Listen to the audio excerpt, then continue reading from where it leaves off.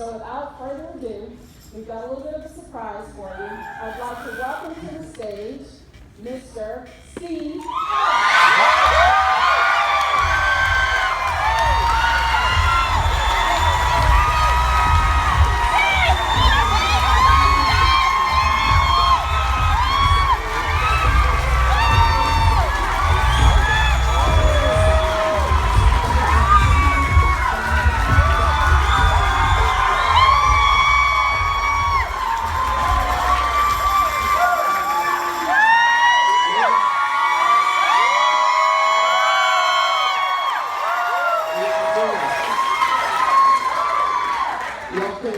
Your cameras in your hand. The worst round of applause I done had in a long time.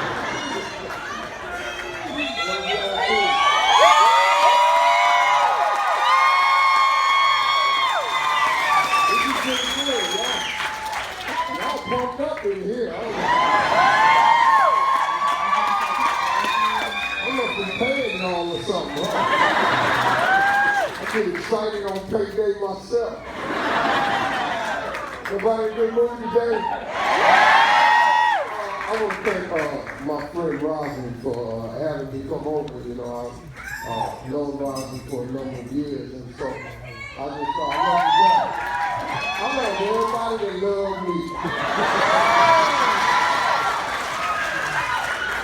I haven't quite conquered that other part of Christianity yet. That love your enemy thing. I ain't really locked in on that shit. I've been working on it. So thank y'all for having me. Real nice. Great reaction. Appreciate it. Well, Steve, you know what? That was a very, very great reaction to you. But the Sam's Club associates are always fired up like this.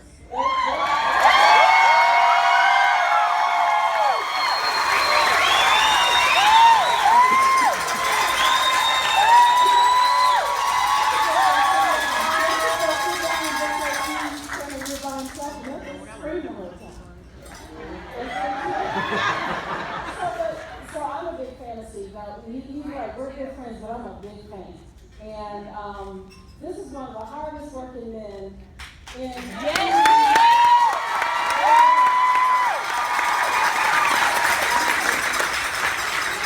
That's right. Really proud of all the work he does. He works hard like we do with Sam's Club, so we got something in common.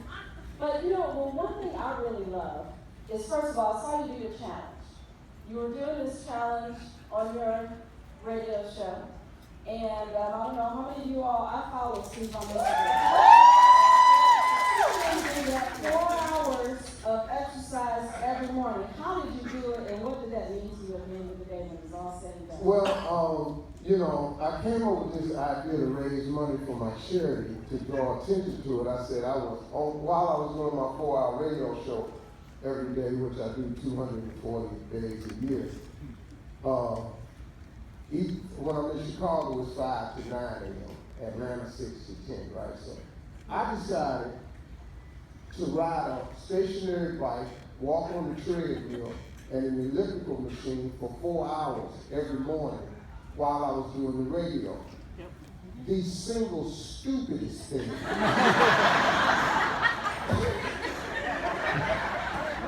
I've ever thought of in a room. You ever met a person where they don't need to go up inside their head by themselves? I'm that person. I usually need to talk to somebody before I come out of there, because I come up with some crazy stuff. And I thought I would do that to raise attention and awareness for my mentoring program for boys and girls. And so I just started, I did it, and I did it for 30 days. And, on the average, I was walking and cycling 24 miles a day.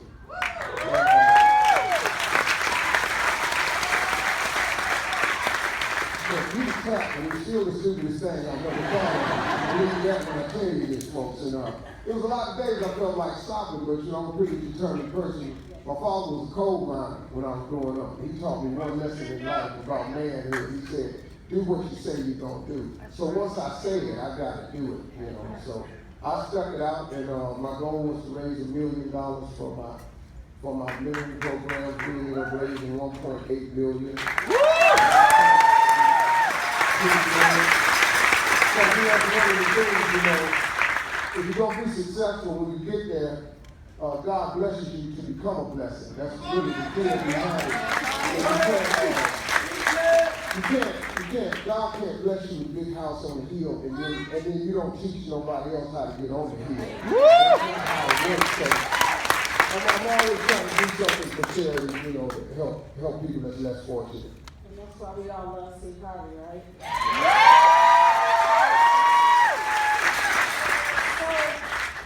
You got the serious, the real important work that you do for communities, but then there's my favorite part, is family meetings. Family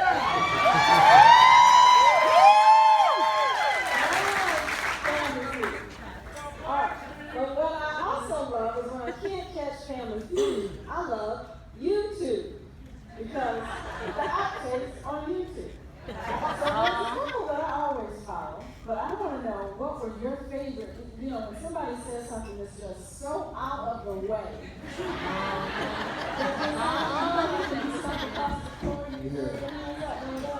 Okay, so tell us about it. Which was one of those moments? Six of them. Oh, Last year, probably was one of my favorites was his family was on. And the question was, name something another word you use other than mother. And I'm going down the line with the family, and I get to this, and there are a lot of sisters. And so one of the sisters says, Nana. And Bing is up there now. So I go down to her next sister, which was back up front, and I said, name another word you use other than mother. And she said, Nana. And I said, okay, that's already up there. She said, Nana.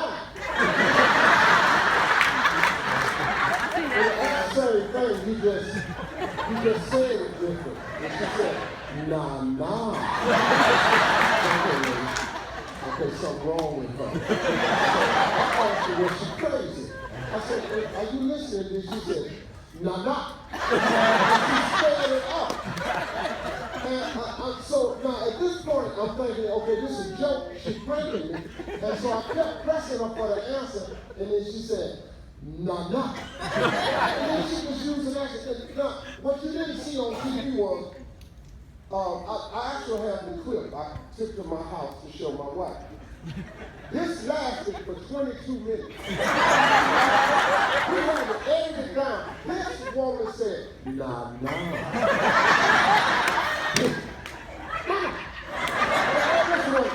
When you think if you hear them say it, I ain't want to hear it. So she did this, and it lasted about 22 minutes. That was the worst one last season. Probably my all-time favorite was the loudest family that's ever been on the show. The loudest human beings was this pastor from Chicago and his wife. And the kids, something was wrong with all the kids. The girl came up, she got these big puffy earrings on, and I asked her, I said, the question was, name a word or phrase that begins with pork. She said, loud! So I didn't understand. I said, what did you say? She said, loud, Steve!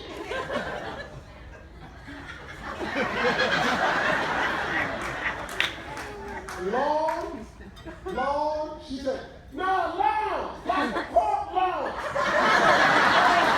No, she said, yeah, L-I-O-E!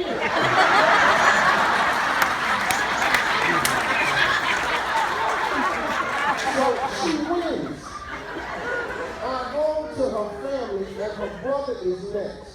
Her brother name is Lunatic. He's a rapper, 29-year-old rapper. 29-year-old rapper, you're too late. You're a famous rapper at 29.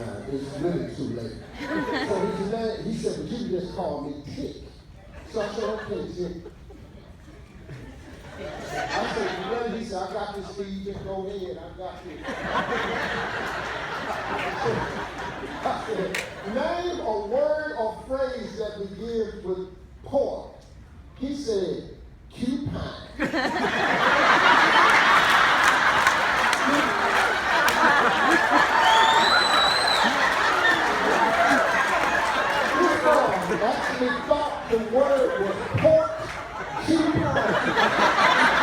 Too kind was an answer.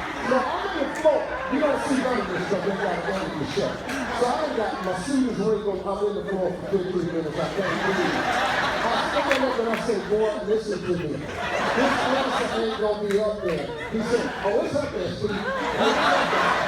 It's probably gonna be number one. Boy, I can get you all the money I make. This ain't not only finna not be number one. This ain't no one. I said, Q Prime. And hell no.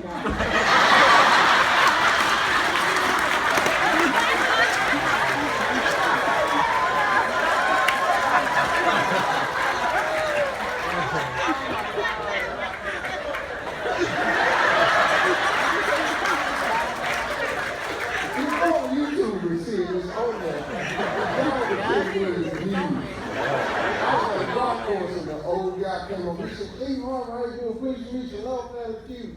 He said, this is my screensaver.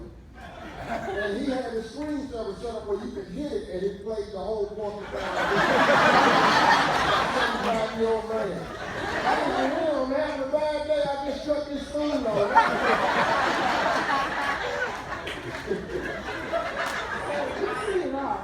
Yeah, I've been around a long time. You know, I thought I'd seen it all until I hosted that doggone pageant last year.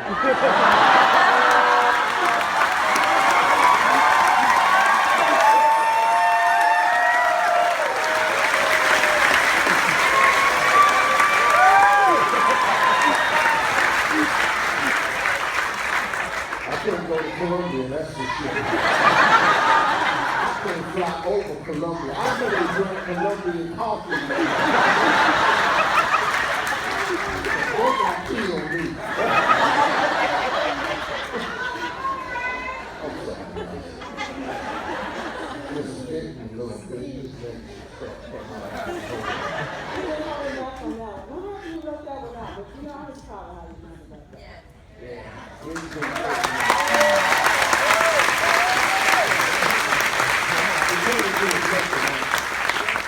Behind everything that happens in your life, every moment of adversity, two things happen. There's always a lesson and there's a blessing.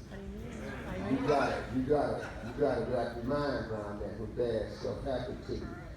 Because if you hang in there, the blessing is always right behind it. Most people give up and wallow in the misery of what happens to them, and they never get to the blessing part. But everything that happens to you has a lesson on it.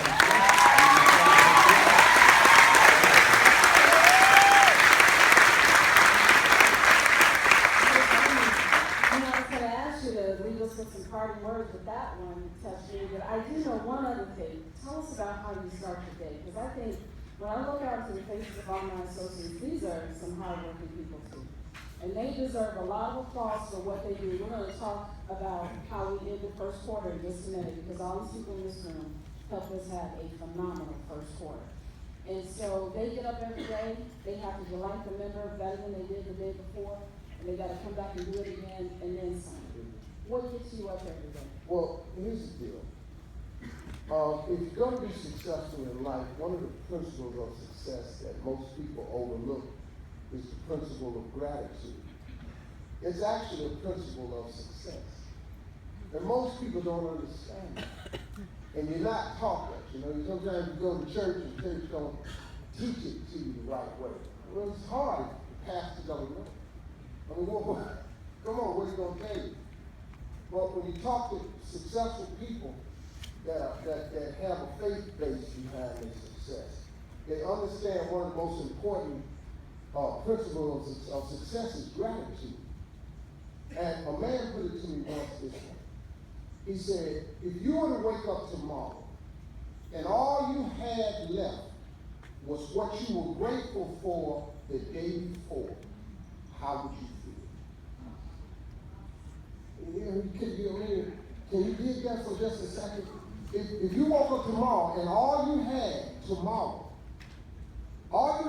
everything you had was only that which you were grateful for the day before, how would you feel? Well, see, when I heard that, it got me to thinking, how grateful am I really? Are you really grateful for everything you have?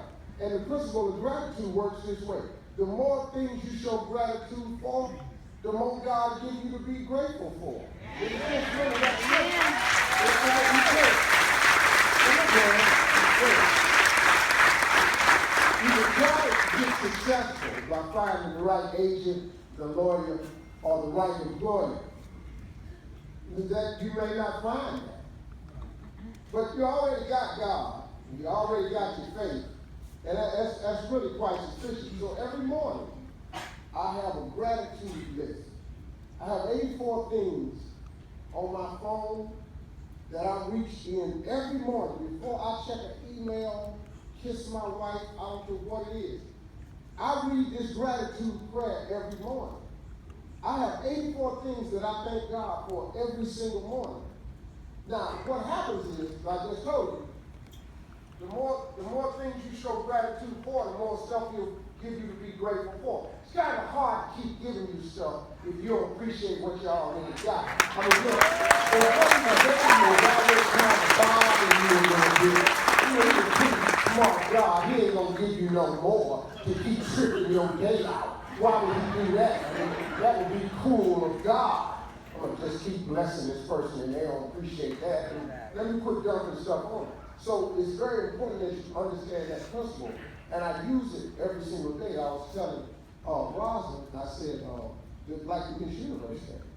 One of the things on my morning gratitude prayer, because I have business that I do outside the country, I ask God to increase my global brand and persona. Well, I got the hosting job for Miss Universe. Wow, cool. I go out there and I say the wrong name. The next morning, I was on the front page in 39 countries newspapers.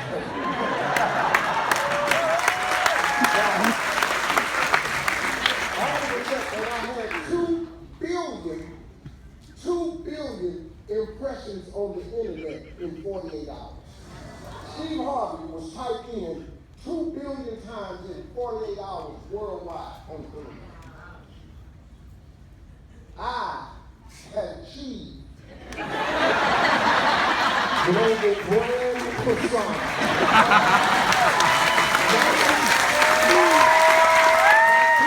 Appreciate the route God took. I didn't understand that. I said, hey, God, listen, come on, man. That ain't what I was talking about. But he said, no, just stay with me now. Stay with me. Behind this moment of adversity, there's going to be a lesson. So next year when I host it, they're going to have to do it the same way you did it in rehearsal. But really what happened was they changed it that night.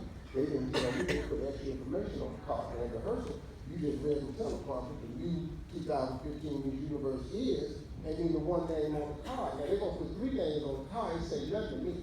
Now I only got a 30-day meeting on it. The next name on the card said Miss Columbia, and the dude in my ear said, say Miss Columbia, so I said Miss Columbia. And then that's what happened. So the lesson I learned was next year when we do it like that. The blessing was, about 4 weeks later, I had a T-Mobile Super Bowl commercial. The money they paid me for that commercial, I go out there next year and say the wrong name.